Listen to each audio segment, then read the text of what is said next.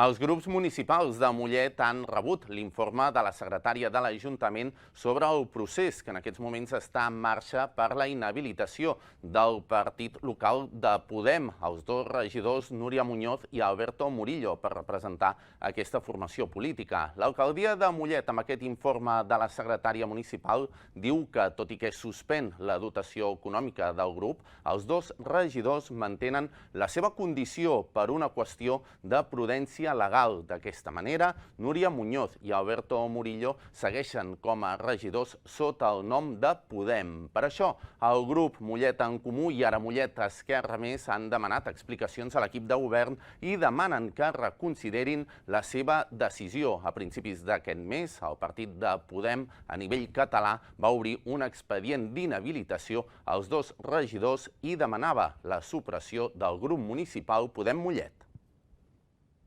Aquesta situació el que ens fa pensar és que, donat que aquests regidors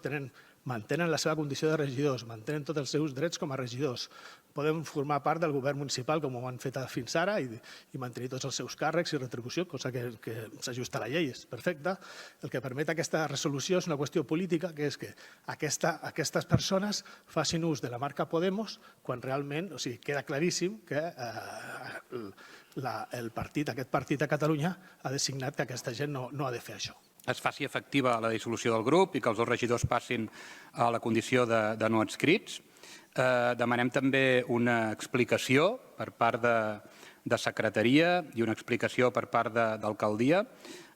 i una reconsideració del que es diu en aquest informe que no trobem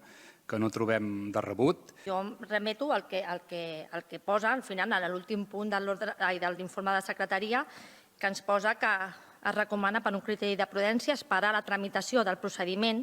per passar els esmentats regidors a la situació de regidors no adscrits fins que el jutjat, perquè els dos regidors han presentat mesures cautelars davant del jutjat, perquè el jutjat decideixi sobre la mesura cautelar demanada, atès que una eventual estimació d'aquesta comportaria la suspensió de la seva inhabilitació.